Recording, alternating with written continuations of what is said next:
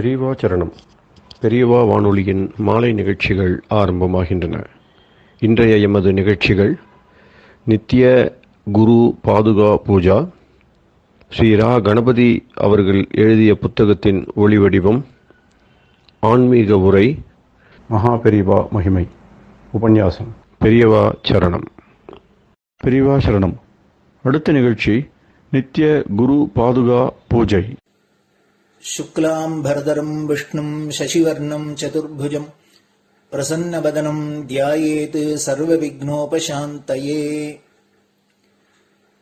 ममोपात्त समस्त दुरितक्षयद्वारा श्री परमेश्वर प्रीत्यर्थं गुरुप्रसाद सिद्ध्यर्थं गुरुप्रीत्यर्थं गुरुपादपूजाम् अद्य करिष्ये।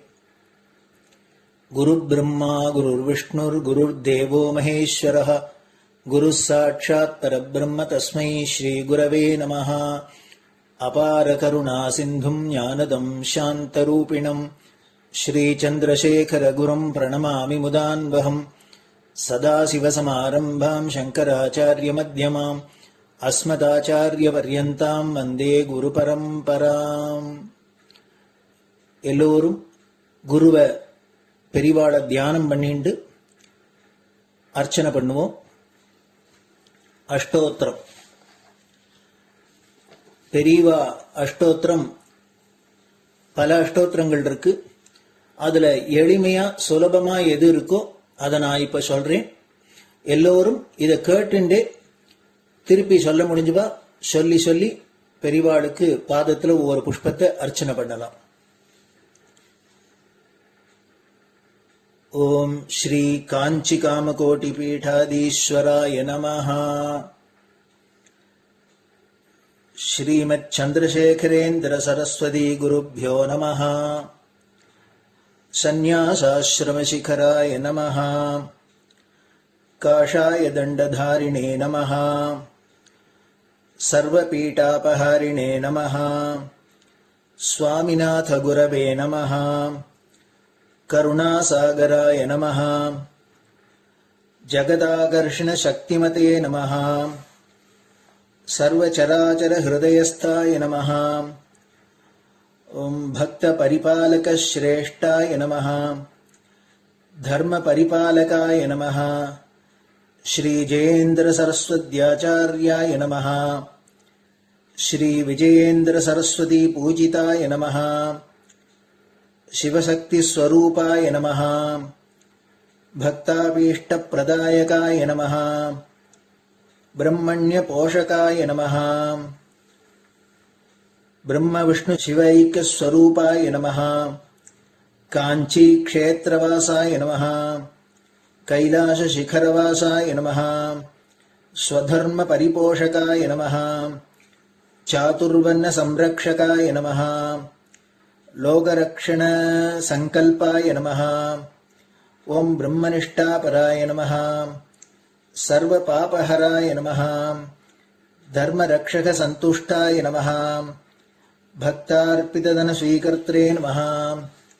सर्वोपनिषत् सारज्ञाय नमः. सर्वशास्त्रगम्याय नमः. सर्वलोक पितामहाय नमः. भक्ताभीष्ट प्रदायकाय नमः. ब्रह्मण्य पोषकाय नमः. नानाविध पुष्पार्चितपताय नमः. रुद्राक्ष क्रीडधारिणे नमः. भस्मोद्दोलित विग्रहाय नमः. सर्वज्ञाय नमः. सर्वचराचर व्यापकाय नमः. अनेक शिष्य परिपालकाय नमः. मनश्चाञ्चल्य निवर्तकाय नमः. अभयहस्ताय नमः. भयापहाय नमः. यज्ञपुरुषाय नमः. यज्ञानुष्ठान रुचिप्रदाय नमः. यज्ञसम्पन्नाय नमः. यज्ञसहायकाय नमः. यज्ञफलदाय नमः. यज्ञप्रियाय नमः. उपमानरहिताय नमः. स्फटिक तुलसी रुद्राक्ष हारधारिणे नमः. चातुर्वर्ण समदृष्टये नमः. ऋग्यजुस्साम अथर्वणादि चतुर्वेद संरक्षकाय नमः. दक्षिणामूर्तिस्वरूपाय नमः जाग्रत् स्वप्न सुषुप्ति अवस्थातीताय नमः कोटिसूर्यतुल्यतेजोमय शरीराय नमः साधुसङ्गसंरक्षकाय नमः अश्वगज गोपूजा निर्वर्तकाय नमः गुरुपादुकपूजातुरन्तराय नमः कनकाभिषिक्ताय नमः स्वर्णबिल्वदलपूजिताय नमः सर्वजीवमोक्षदाय नमः मूकवाक्ताननिपुणाय नमः नेत्रदीक्षादानाय नमः द्वादशलिङ्गस्थापकाय नमः गानरसप्रियाय नमः ब्रह्मज्ञानोपदेशकाय नमः सकलकलासिद्धिताय नमः चातुर्वर्ण्यपूजिताय नमः अनेकभाषासम्भाषण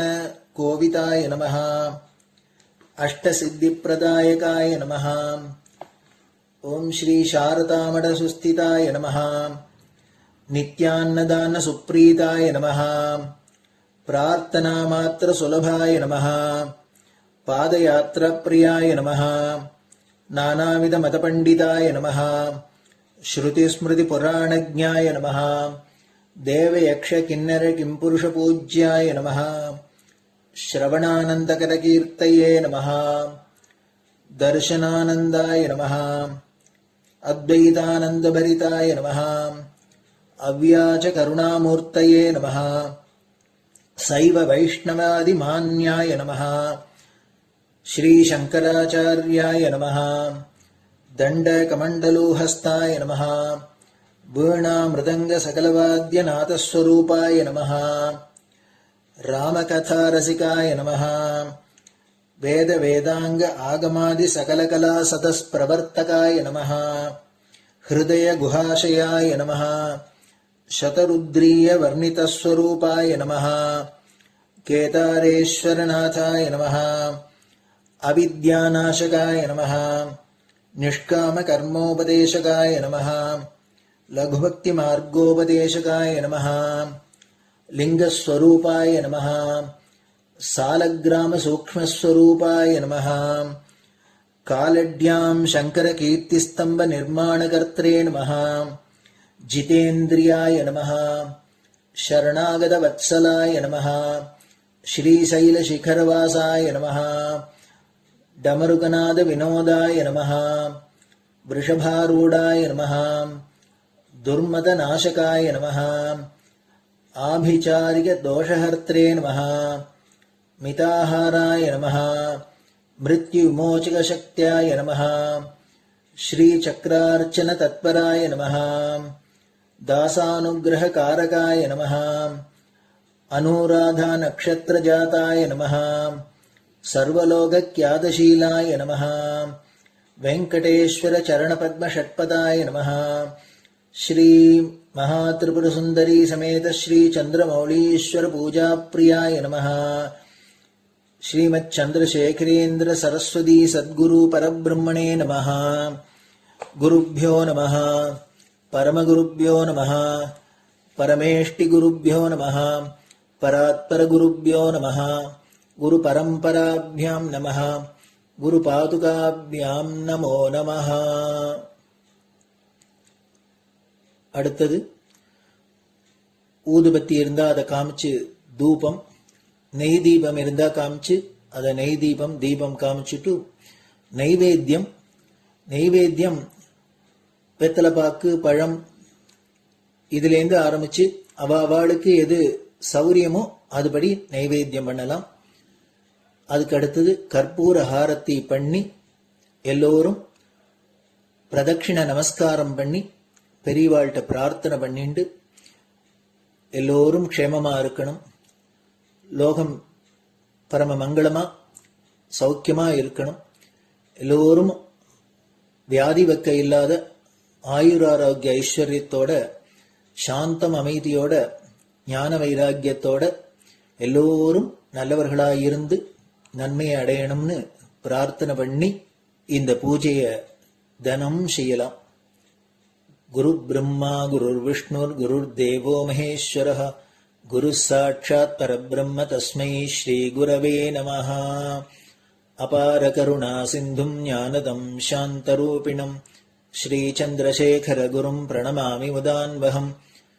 சதாசிவசமாரம்பாம் சங்கராச்சாரிய மத்யமாம் அஸ்மதாச்சாரிய பர்யந்தாம் வந்தே குரு பரம்பராம். குரு பாத பூஜை நிறைவடைஞ்சது. பெரியவா சரணம். பெரியவா சரணம். பெரியவா வானொலியில் நேயர்கள் அடுத்து கேட்க இருப்பது ஸ்ரீ ரா கணபதி அவர்கள் எழுதிய புத்தகத்தின் ஒளி வடிவம். அளிப்பவர் ஸ்ரீமதி உமா சங்கர் அவர்கள். தேனினும் இனிய சொல்லான் தீச்சுடர் மேனி கொண்டான் ஊனுயிர்க்கு உயிரதான ஒன்றினைக் கலந்து நின்றான் ஏனினிக் கவலை நெஞ்சே இன்றுனக் அருள் செய்தான் இஞ்ஞானவான் காமகோட்டி நாதனை நம்புவோமே. ஜெய ஜெய சங்கர, ஹர ஹர சங்கர. மகா பெரியவாளின் உபன்யாசங்களை ரா கணபதி அண்ணா தெய்வத்தின் குரல் என்ற பெயரில் 7 பாகங்களாக தொகுத்து அளித்ததின் 6ஆம் பாகத்தின் அடுத்த பகுதி 16 பெற்ற பெருவாழ்வு. பிள்ளையாரும் சந்திரனும். விக்னேஸ்வரருக்கு சந்திரனோடு ரொம்ப சம்பந்தம் உண்டு. தானே அழகு என்ற கர்வத்தில் அவன் அவரை பரிகாசம் பண்ணினான். அவர், இனிமேல் உன்னை யாரும் பார்க்க மாட்டார்கள், பார்த்தால் வீண் பழிக்கு ஆளாவார்கள் என்று சபித்து விட்டார். அப்புறம் ஜனங்கள் எல்லாம் சந்திரனை கரித்து கொட்ட ஆரம்பித்தார்கள். இவனை தப்பிப்போய் பார்த்துவிட்டால் நாம் ஊர் அபவாதத்துக்கு ஆளாக வேண்டியிருக்கிறதே, இவன் யார் கண்ணிலும் படாமல் தொலைந்து போவதுதானே என்று வைதார்கள். அவமானப்பட்டு கொண்டு அவனும் சமுத்திரத்துக்குள்ளே போய் ஒளிந்து கொண்டு விட்டான். சந்திரன் சமுத்திரத்திற்கு மேலே இருந்தால் அமாவாசை பௌர்ணமிகளில் சமுத்திரம் பொங்கி லோகத்திற்கு அனுகூலமாக காற்று மழை உண்டாகும். இப்போது அதற்கு ஹானி வந்தது. சந்திரிகையில் தான் மூலிகைகள் வளருமாதலால் அதெல்லாமும் நசித்து நோய் நொடிகள் நிறைய உண்டாயிற்று. ஆகையால் தேவர்களும் ரிஷிகளும் சந்திரனிடம், நீயும் இப்படி ஒளிந்து வாழ வேண்டாம், லோகமும் நீ இல்லாமல் கஷ்டப்பட வேண்டாம், விக்னேஸ்வரரிடம் போய் மன்னிப்பு கேட்டுக்கொள், கருணாமூர்த்தியான அவர் உனக்கு சாப விமோசனம் தருவார், ஜனங்களும் க்ஷேமமடைவார்கள் என்று எடுத்துச் சொன்னார்கள். பட்ட கஷ்டத்தில் சந்திரனுக்கும் புத்தி வந்து அப்படியே பண்ணினான். கருணாமூர்த்தியான பிள்ளையாரும் அவனை மன்னித்து, ஆனாலும் யாருக்கும் தங்களை பற்றிய கர்வமும் பிறரை பற்றிய பரிகாசமான எண்ணமும் இருக்கப்படாது என்று தெரிய வைப்பதற்காக தம்முடைய ஆவிர்பாவ தினமான சதுர்த்தி திதி ஒன்றில் மட்டும் சந்திரனை பார்க்கப்படாது என்றும் மற்ற தினங்களில் பார்க்கலாம் என்றும் சாப விமோசனம் கொடுத்தார். கருணை உள்ளம் உள்ளவராதலால் அதை மேலும் ரிலாக்ஸ் பண்ணி சதுர்த்தி அன்று பார்த்தவர்களும் கூட அப்படி பார்த்து முதலில் வீண் பழிக்கு ஆளாகி அப்புறம் தம்முடைய அனுகிரகத்தால் பழி நீங்கிய கிருஷ்ண பரமாத்மாவை குறித்த சமந்தகமணி உபாக்கியானத்தை பாராயணம் செய்தால் தோஷ நிவிருத்தி உண்டாகும் என்று அனுகிரகித்தார். இதெல்லாவற்றையும் விட தம்முடைய கருணை பொங்கிக் கொண்டு தெரியும்படி தம்மை அவமதித்த சந்திரனுக்கும் தமக்கான சங்கடகர சதுர்த்தி பூஜையின் முடிவில் பூஜை பண்ண வேண்டும் என்று வைத்தான். அந்த கருணையின் டாப்பில் தான் சந்திரனையும் தம்முடைய டாப்பில் சிரசில் தூக்கி வைத்துக் கொண்டு பாலச்சந்திரன் ஆனார். விநாயகர் சந்திரன் குறித்த இவ்விஷயங்கள் யாவும் தெய்வத்தின் குரல் 4ஆம் பகுதியில் கண்ணன் பூஜித்த கணநாதன் என்ற பேருரையில் விரிவாக காணலாம். அவ்விடத்தில் பாலம் என்பது நடுவே வகிர்ந்த கேசத்தின் ஒரு பக்கம் என பொருள் கூறியுள்ளார்கள். பாவை அழுத்தி 4வது பா ஆக்கி பாலச்சந்திரன் என்றும் சொல்லலாம். பாலம் என்றால் நெற்றிக்கு மேலேயுள்ள இடம், முன்னந்தலை. அந்த இடத்தில் சந்திரனை தரித்திருப்பவர் சுவாமி. விக்னேஸ்வரரின் கருணையையும் க்ஷமையையும் பொறுத்தருளும் குணத்தையும் காட்டும் பேர் பாலச்சந்திரன். தப்பு பண்ணினவன், காலால் உதைத்து தள்ள வேண்டியவன் மன்னிப்பு கேட்டதும் அப்படியே மனசிறங்கி அவனை தூக்கி தலையில் வைத்து கொண்ட பெரிய கருணையை காட்டுவது பாலச்சந்திரன். ஆமா, கஜானனர் யானையின் சிறப்புகள். தூமகேதுர் கணாத்தியக்ஷகா பாலச்சந்திரோ கஜானனகா. கஜானனர் என்பது அடுத்த பெயர். யானை முகர் என்று அர்த்தம். கோலம் செய்துங்க கரிமுகத்து தூமணியே என்று ஔவையார் கூப்பிட்ட கரிமுகர். ஆனைக்கு ஏகப்பட்ட சிறப்புகள். சரீர பலம், புத்தி பலம், குறிப்பாக நல்ல நினைவு கூர்மை, ஞானம். தன்னுடைய பெரிய பலத்தினால் ஒரு தொகை தொகைத்தால், துவைத்தால் சட்டினியாகப் போகிற மனிதனிடம் எளிமையாக அடங்கி அவன் பழக்குகிறபடி லோகோபகாரமாக பெரிய பெரிய மரங்களை தூக்கி வருவது, யுத்தத்தில் எதிரிப்படையை அழிப்பது, கோட்டை வாசலை மோதி உடைப்பது என்று இப்படியெல்லாம் கடினமாக உழைக்கிற பண்பு. சத்வ ஆகாரமாக தாவரங்களைத்தான் புஜிக்கிறது. தான் செத்தாலும் அழியாத தந்தத்தால் இறந்தாலும் 1000 பொன் என்ற கீர்த்தி பெற்றிருப்பது என்றிப்படி யானைக்கு உள்ள சிறப்புகள் எண்ணி முடியாது. கையின் ஸ்தானத்தில் தும்பிக்கை என்ற விசேஷ அங்கத்தை பெற்றுள்ள மிருகம் அது ஒன்றுதான். வேறே எந்த மிருகமாவது சுவாமிக்கு யானை சாமரம் போடுகிற மாதிரி போட முடியுமா? தும்பிக்கையை தூக்கி சலாம்தான் போட முடியுமா? மற்ற மிருகங்கள் ஒருத்தரை முட்டி தள்ளத்தான் முடியும், தன்மேல் ஏற்றி வைத்து கொள்ள முடியாது. யானைதான் தும்பிக்கையால் அன்போடு அணைத்து ஒருத்தரை தனக்கு மேல் உசந்த ஸ்தானம் கொடுத்து ஏற்றி வைத்துக் கொள்ள முடியும். மகாபலம், மகா காயம் படைத்த அது இப்படி இருப்பது மிகவும் விசேஷம். போகிற வழியில் ஒருத்தர் குறுக்கே நின்றாலும் மோதித் தள்ளுவது தவிர வேறு வழியில்லை என்று இல்லாதது யானையே. அவரை தும்பிக்கையால் வளைத்தெடுத்து ஹிதமாக ஓரத்தில் போட்டுவிட்டு அது போகும். அதற்கு த்வீபம் என்று ஒரு பெயர். த்வீபம் என்றால் 2 தரம் குடிப்பது, சாப்பிடுவது என்று அர்த்தம். யானை எப்படி த்வீபம்? முதலில் தும்பிக்கை நுனியால் ஜலத்தையோ மற்ற தீனியையோ எடுக்கிறது. அப்புறம் அதை வாய்க்குள் செலுத்திக் கொள்கிறது. மிருக புத்திப்படி தீனி என்றால் நேரே வாயால் விழுந்து பிடுங்காமல் 2 ஸ்டேஜில் மனிதர்கள் கையால் எடுத்து வாயில் போட்டுக்கொள்வது போல அது செய்வதாலேயே த்விபம்.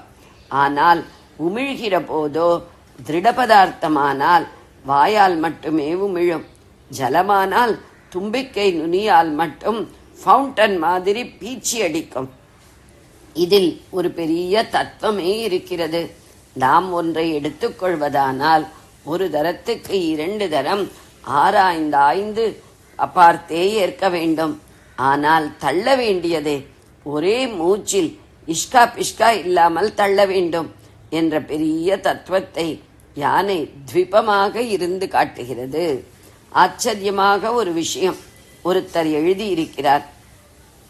இந்த நாளில் இல்லாத கருவிகளே இல்லை, ஆனாலும் இத்தனோண்டு ஊசியையும் கொந்தி எடுக்கக்கூடியதாகவும் எத்தனாம் பெரிய தேக்கு மர பீமையும் வளைத்து சுருட்டி தூக்கக்கூடியதாகவும் இருக்கும் ஒரே கருவி உண்டா என்றால் இல்லை. பகவான் சிருஷ்டித்த யானையின் தும்பிக்கை தான் 2ஐயும் பண்ணுகிறது. சின்னது பெரிசு எல்லாவற்றையும் நிர்வகிக்கக்கூடியவர் பிள்ளையார் என்பதால் தான் அவர் கஜமுகராக இருக்கிறார் என்று அவர் எழுதியிருக்கிறார். லோகத்தையே 8 திசைகளிலும் 8 யானைகள் தான் முட்டுக் கொடுத்து நிறுத்தி வைத்திருக்கின்றன. அஷ்டதிக் கஜங்கள் என்பார்கள். இது பௌத்திக பலம். புத்தி பலத்துக்கும் அஷ்டதிக் கஜங்கள் தான். எண் பேராயம் என்று ராஜாங்க நிர்வாகத்திற்கு 8 ஸ்டேட்ஸ்மெனை, ராஜதந்திர நிபுணர்களை வைத்துக் கொள்வது போல் சில ராஜாக்கள் 8 மகாவித்வான்களை கொண்ட வித்வத் சதஸ் வைத்துக் கொண்டிருக்கிறார்கள். கிருஷ்ணதேவராயர் அப்படி வைத்துக் கொண்டிருக்கிறார். அதிலுள்ள 8 மேதைகளை அஷ்டதிக் கஜம் என்றே சொல்வது வழக்கம். எல்லாவற்றுக்கும் மேல் அழகு, காம்பீரியம் வாய்ந்த அழகு கஜகதி என்று அதன் நடை விசேஷித்து சொல்லப்படுகிறது.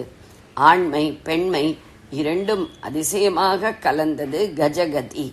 அதனால்தான் காம்பீரிய புருஷர்களின் நடையை அதற்கு ஒப்பிட்டு வர்ணிப்பது மட்டுமில்லாமல் உத்தம ஸ்திரீகளின் நடையழகையும் அப்படியே சொல்லி அவர்களை கஜகாமினி என்பது. தான் அழகாகவும் கம்பீரமாகவும் இருப்பது மாத்திரமில்லை, தனக்கு மேல் ஒருவன் உட்கார்ந்தால் அவனுக்கும் ஒரு புது சோபையை ஊட்டி விடுவதாக யானையின் கம்பீர சௌந்தர்யம் இருக்கிறது. அதனால்தான் யானை மேல் அம்பாரி வைத்து ஒருத்தரை ஊர்வலம் விடுவது.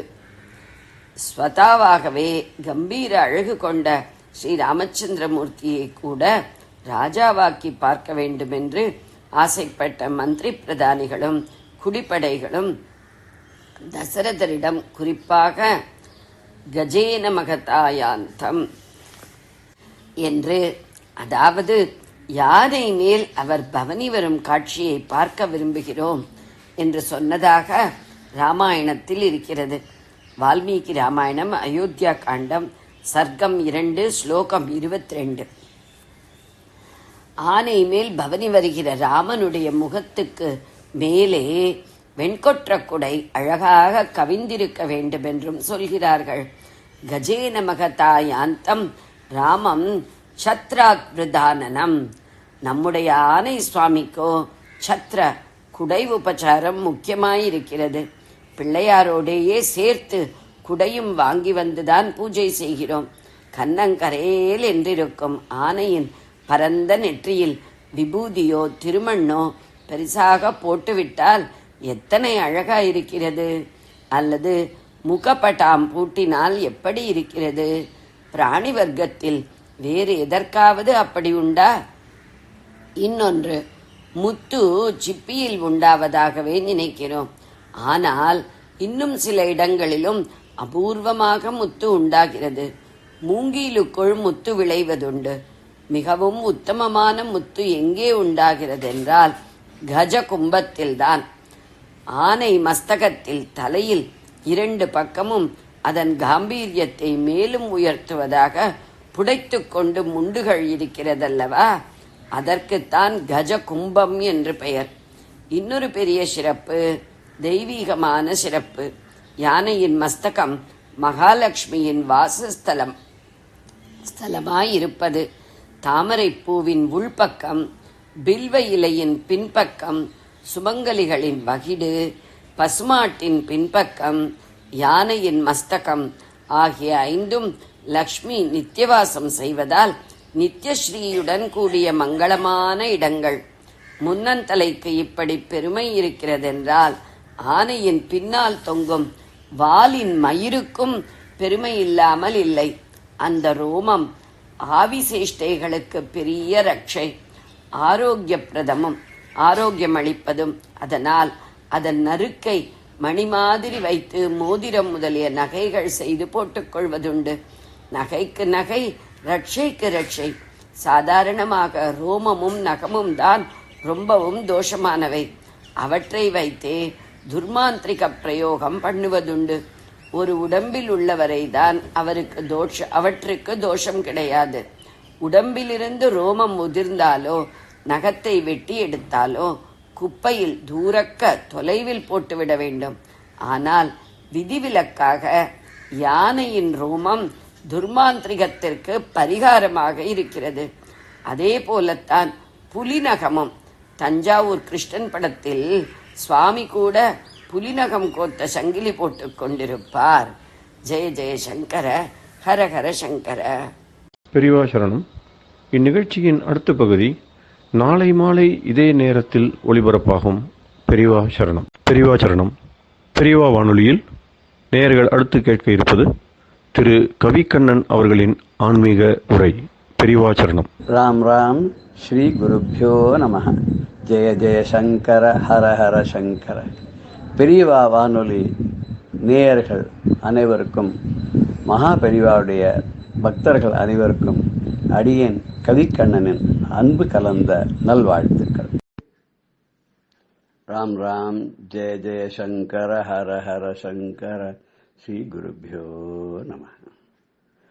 நம்ம மகா பெரியவாளுடைய சன்னிதானம் எப்பேற்பட்ட சன்னிதானம் அப்படின்னு நம்ம சொல்ல ஆரம்பிச்சோம்.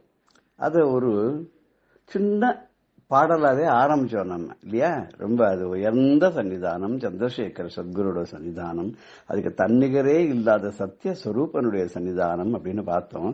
இந்த உலகத்தை உய்விக்கக்கூடிய சன்னிதானம், நம்முடைய அகந்தையெல்லாம் அழிக்கக்கூடிய சன்னிதானம், அதுக்கு ஊவமையே சொல்ல முடியாத சன்னிதானம், அந்த உத்தம குருநாதருடைய சன்னிதானம் அப்படின்னு சொல்லி நம்ம பார்த்தோம் இல்லையா.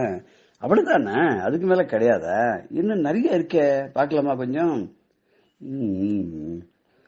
தஞ்சமளித்திடும் சந்நிதானம் தயமிகு சீலனின் சந்நிதானம், தஞ்சமளித்திடும் சந்நிதானம் தயமிகு சீலனின் சந்நிதானம், கஞ்சி மாமுனிவரின் சந்நிதானம், கருணை மாமுகிலின் சந்நிதானம், கஞ்சி மாமுனிவரின் சந்நிதானம், கருணை மாமுகிலின் சந்நிதானம், சந்நிதானம் உயர் சந்நிதானம், சந்திரசேகர சத்குருநாதனின் சந்நிதானம் உயர் சந்நிதானம். நமக்கு தஞ்சம் அளிக்கக்கூடிய சன்னிதானம், தன்னிடம் வந்து சரணம் புகுந்தவர்களுக்கெல்லாம் சர்வ மங்களத்தையும் அருளி, அஞ்சேல் பயப்படாத நான் இருக்கேன் அப்படின்னு கருணை காட்டுற அந்த தஞ்சம் கொடுக்கக்கூடிய சன்னிதானம். ரொம்ப தயமிகுந்த சீலன். தஞ்சம் கொடுக்கணும்னு தயை இருந்தாதான் முடியும். தயை இருந்தா மாத்திரம் போறாது, நம்மளை காப்பாற்றணுங்கிற எண்ணமும் அவருக்கு இருக்கணும் இல்லையா. அப்பேற்பட்ட காஞ்சி முனிவருடைய சன்னிதானம் வந்து அது கருணை முகில். கருணைங்கிற மழையை எப்பொழுதும் வருஷத்துல 365 நாளும் காத்தாலேருந்து சாயங்காலம் வரைக்கும், சாயங்காலத்திலிருந்து காத்தாலைக்கு 60 அழிகைகளும் கருணையான்ற மழையை பொழிகின்ற முகிலாக விளங்கக்கூடியவர் அவருடைய சன்னிதானம் அப்படிங்கிற அந்த பாட்டை நம்ம பார்த்தோம். அப்படி கருணை அப்படி கொட்டிருக்கார் அப்படின்னு அதனால பயனடைந்தவாள்னா எவ்வளவு பாக்கியம் பண்ணவா இல்லையா. அந்த பாக்கியம் பண்ணவாள் நம்ம நினைச்சாலே நமக்கு மனசு அப்படியே சந்தோஷப்படுறது, உடம்பெல்லாம் புல்லரிக்கிறது இல்லையா. ஒரு சமயம் மடத்துல ஒரு பையன் கைங்கரியம் பண்ணிட்டு இருந்தான். ஒரு வசதி இல்லாத குடும்பத்தை சேர்ந்த பையன் தான். அவருக்கு சிசூஷை பண்றதுன்றது ஒரு பெரிய காரியம் இல்லையா. அதனால அந்த பையனும் தவறாம பெரியவாளுக்கு சிசூஷை பண்ணிண்டு, பெரியவாளுக்கு என்னென்ன வேணுமோ அதெல்லாம் கொஞ்சம் கூட முகம் கோணாத பண்ணிண்டு பார்த்து பார்த்து பண்ணிண்டு எல்லாம் ரொம்ப நன்னா இருப்பான். ஆனா அண்ணன்ட என்னோட போக மாட்டான், வேற எதுவும் செய்ய மாட்டான், சாப்பிடுன்னு கூட சாப்பிட மாட்டான். பெரியவா சொன்னாதான் சாப்பிடுவான். ஒரு சமயம் கூட பெரியவா ஒரு இந்த பிராமண போஜனம் நடந்தது. இவன் என்ன பண்ணான்னா அந்த பிராமண போஜனத்துல அவனுக்கு சாப்பிடணும்னு சொல்லிட்டு ரொம்ப ஆசை. அவன் அதுக்காக எல்லாம் தயார் பண்ணிட்டு அன்னைக்கு ரொம்ப இதுவா இருந்திருக்கான். ஆனா பெரியவா கடைசி வரைக்கும் அவன் அங்க வந்து அனுப்பவே இல்லை. எல்லாரும் பிராமணாலாம் சாப்பிட்டு எல்லாம் ஆயிடுத்து. ஆனா இவனை மாத்திரம் அந்த இதுக்கு அனுப்பவே இல்லை. அவன் ரொம்ப வருத்தப்பட்டுட்டே இருந்தான். அப்ப பெரியவா திடீர்னு கூப்பிட்டா, நீ ஏன் வருத்தப்படுற? உன்னை நான் அந்த இதுல சாப்பிடறதுக்கு அனுப்பலன்றதுக்காக நீ வருத்தப்படுறியா? இல்ல, நீ என்ன ஒண்ணு, அவெல்லாம் சாப்பிட்டு இருக்காதியா, இப்ப நேர போய் அங்க விசாரிச்சு எல்லாருக்கும் தீர்த்தம் கொடு, எல்லாருக்கும் பாயசம்லாம் பரிமாறு, வேணுமா வேணுமா வேணுமான்னு கேட்டு போய் பரிமாறு போ. போயிட்டு ஒரு இப்பதான் ஆரம்பிச்சிருக்கா, இப்பதான் வந்து பரமா ஆரம்பிச்சிருக்கா, போயிட்டு நீ அவளுக்கு கைங்கேர் பண்ணி எல்லாருக்கும் 108 பேர் சாப்பிட்டு இருக்க பத்தியா, எல்லாருக்கும் தீர்த்தம்லாம் கொடுத்து எல்லாருக்கும் பாயசம்லாம் பரிமாறி எல்லாம் செஞ்சுட்டு வரியா, போயிட்டு வாருன்னா. அப்பவும் பார்த்தான் தன் போய் அங்க அவளோட ஒருத்தரா உட்காரு ஒரு இலை போட்டுன்னு சொல்லுவாருன்னு சொல்லல. நீ எல்லாத்தையும் முடிச்சான். திருப்பி எல்லாம் ஆன உடனே ரொம்ப வருத்தப்பட்டு திருப்பி பெரியவா கிட்ட வரல. அவன் போய் அங்க எங்கேயோ ஒரு உக்ரானரில போய் எங்கேயோ ஒரு உட்கார்ந்துட்டான். பெரியவா பார்த்தா அந்த பையனை காணவே என்னாச்சு, போனவன் வரவே இல்லையே, அனுப்பிச்சவன் அப்படி இப்படி தேடின்னு உள்ள போய் பாக்குறா. கருணாமூர்த்தி இல்லையா, கண்ணுக்குட்டியை காணோம்னா மாடு தேடுமோனும் அது மாதிரி அவனை தேடின்னு உள்ள போனா ஒரு இடத்துல ஓரமா நொடிச்சு போய் உட்கார்ந்துட்டு இருக்கான். கிட்ட போய் பெரியவா கேக்குறா, ஏண்டா அம்பி உனக்கு என்னாச்சு, ஏன் போய் உட்கார்ந்துட்ட, வா வா என்னோட வா அப்படின்னு கூப்பிட்டா. அவனும் பின்னாடியே கூப்பிட்டான்னு வான்னு வந்துட்டான். கொஞ்சம் நேரம் ஆயிடுச்சுன்னு பண்ணா. அந்த சாப்பாட்டு இதுல எல்லாரும் சாப்பிட்டு எல்லாம் முடிச்சு கையெழுமிட்டு எல்லாம் போயாச்சு. அப்புறம் பெரியவா என்ன பண்ணா தெரியுமோ, இவனை தனியா அழைச்சின்னு போய் ஒரு இடத்துல சுத்தி பண்ணி அங்க உட்கார வச்சு அவனுக்கு இலை போட்டு தானே பக்கத்துல நின்று இவனுக்கு அதை போடு இதை போடு, பாயசம் கொஞ்சம் ஜாஸ்தி விடு, இதை கொடு அதை கொடு அப்படின்னு சொல்லி உபச்சாரம் பண்ணி அவனுக்கு அத்தனையும் பரிமாற வச்சு அவன் முழுக்க சாப்பிட்ற வரைக்கும் உத்தராபோஷனம் முடிகிற வரைக்கும் இருந்துட்டு அப்புறம் அழைச்சின்னு வந்து அவனுக்கு பிரசாதம் எல்லாம் கொடுத்தாலாம். அவன் நினைச்சுட்டாலாம், ஓஹோ பெரியவா நம்மள தனியா கவனிச்சு நமக்கு எல்லாம் செய்யணுன்றதுக்காக தான் அந்த கும்பலோட கும்பலா நம்மள வந்து சாப்பிட வைக்கல போல் இருக்கு. இத்தனை நாளா நம்ம பெரியவாளுக்கு பண்ண கைங்கரை வீணா போல பத்தியா, நமக்கா பெரியவா எப்படிப்பட்ட ஒரு கருணையோட கருணாமூர்த்தி ஒரு குழந்தைய கவனிக்க தாய் மாதிரி வந்து எல்லாம் பண்ணா பார்த்தாலும் சந்தோஷப்பட்டு நான் மனசுக்குள்ள. அப்ப பெரியவா என்ன பண்ணாலும் அதோட நிறுத்தல, அவனை கூப்பிட்டுன்னு போயிட்டு நான் உனக்கு ஒருத்தட்ட சிபாரிசு பண்ணிருக்கேன், உங்ககிட்ட நிறைய திறமை எல்லாம் இருக்கு, நன்னா வேலை செய்யற, இங்க வந்து நீ எனக்கு கைங்கரியம் பண்றதுனால உனக்கு ஒன்னும் பிரயோஜனம் இல்லை, நீ நிறைய பண்ணிட்ட, ஒரு 4-5 வருஷமா பண்ணிட்ட, அதனால உனக்கு கொஞ்சம் நல்ல வசதியா வாழணும், அப்பதான் நீ கல்யாணம் கார்த்தி எல்லாம் பார்த்து நன்னா இருக்கணும் இல்லையா, அதுக்காக நீ மடத்தெல்லாம் விட்டுற மாட்ட, என்னெல்லாம் கவனிக்காத போயிட மாட்ட, நீ வருவ எல்லாம் பண்ணுவ. அதனால அவனுக்கு என்ன பண்றேன்னா, எனக்கு தெரிஞ்ச ஒருத்தட்ட சிபாரிசு பண்ணி உனக்கு அவளுடைய கடையில ஒரு நல்ல வேலை போட்டு கொடுக்க சொல்லியிருக்கேன். நோக்கு மாசம் உனக்கு 100 ரூபாய் சம்பளம் தருவா, அப்புறம் துணிமணி எல்லாம் வாங்கி தருவா, மத்தியானம் சாப்பாடெல்லாம் தருவா. நம்மளவாதாவா கடை வச்சிருக்காளே தவிர நம்மளவாதான். நீ தான் முழுக்க முழுக்க ஓனர் மாதிரி இந்த கடையை பார்த்துப்ப. முதல்ல ஒரு 15-20 நாளைக்கு நீ கத்துக்கணும், அவ எல்லாம் சொல்லி தருவா. அதுக்கப்புறம் நீ அந்த கடையில நல்ல பெரிய இதுவா வந்துடுவ. நீ அங்க போனேன்னா உனக்கு ரொம்ப சௌரியமா இருக்கும். என்ன பண்றியா, போறியா? நீ நாளைக்கு அவ வருவா, அவள் அழைச்சின்னு போக சொல்றேன். போச்ச நான் உனக்கு 10 கார்டு கொடுக்கறேன், நம்ம மடத்தோட அட்ரஸ் ஸ்டாம்ப் போட்டு 10 கார்டு கொடுக்கறேன், அது கையில வச்சுக்கோ. நீ என்ன பண்ணு, அங்க போயிட்டு எனக்கு ஒரு 10 நாளைக்கு ஒரு தடவை ஒரு கார்டை எனக்கு போஸ்ட் பண்ணு. நீ ஒண்ணு பண்ணுவானா, நன்னா இருக்கேன் பெரியவா அப்படின்னு ஒரு கார்டு அங்கேன்னு போடு. உங்ககிட்ட வேற ஒன்னும் இது கிடைக்காது இல்லையா, பென்சில்ல தான் நீ எழுதுவே இல்லையா, அதனால ஒரு பென்சில் வச்சுக்கோ, அந்த பென்சிலை வச்சு நான் நன்னா இருக்கேன் பெரியவா அப்படின்னு எழுதி கையெழுத்து போட்டு நீ வந்து தபால் சேர்த்துடு, எனக்கு அது வந்து சேர்ந்துடும்.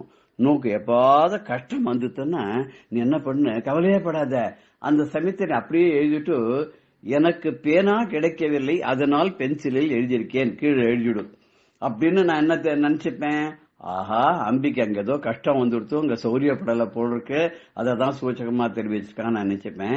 பேனா ஏதும் கிடைக்காததால் பென்சிலில் எழுதிவிட்டேன் அப்படின்னு எழுதினேன்னா நோக்கா அங்க ஏதோ கஷ்டம் வந்துருக்கு அப்படின்றது எனக்கு ரொம்ப சாதாரணமா தெரிஞ்சு போய் உனக்கு நான் என்ன பண்ணுமோ பண்ணி உனக்கு நான் திருப்பி கூப்பிட்டுறேன். இல்ல உனக்கு வேற ஏதாவது நல்ல வேலை வாங்கி தரேன், என்ன பண்றியா, சரியா பண்றியா அப்படி கேட்ட உடனே ரொம்ப சந்தோஷப்பட்டு கண்ணில் ஜலமா கொட்டி பெரியவா வந்து தனக்கா என்ன பண்ணான்னு. அந்த அம்பி என்ன தெரியுமா, பின்னாடி காலத்துல அந்த கடை ஓனரோட ரொம்ப க்ளோஸா இருந்து வியாபாரத்தை நன்னா பார்த்துட்டு அந்த ஒரு கடைக்கு 3 கடையா பெருக்கி எல்லாம் ஆகி கடைசியில அந்த அம்பி அந்த கடைக்கு பார்ட்னர் ஆயிட்டான்னு சொல்லுவா. அது எனக்கு தெரியாது, காதுல கேட்ட இதுதான், கர்ண பரம்பரையான சமாச்சாரம் தான். அப்பேற்பட்ட மகா பெரியவா நாமெல்லாம் நினைச்சிருக்கோம், நாம தான் ரொம்ப கஷ்டப்படுறோம், நம்மலாம் துன்பப்படுறோம் அப்படின்லாம் நினைச்சுட்டு இருக்கோம் இல்லையா, அதெல்லாம் உண்மை கிடையாது.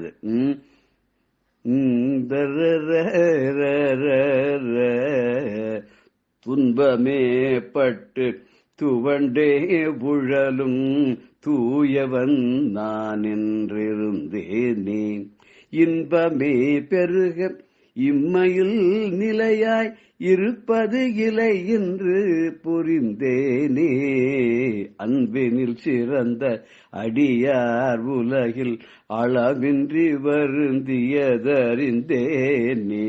நின் பதம் கதியன நினைவில் கொண்டு நான் நிம்மதி இன்றுதான் அடைந்தேனே, மென்பத சந்திர சேகர சங்கர மேன்மை மிகு சத்குருநாத, உன் பதம் தன்னை உள்ளத்தே வைத்து உய்ந்திட அருள்வாய் பெருமானே.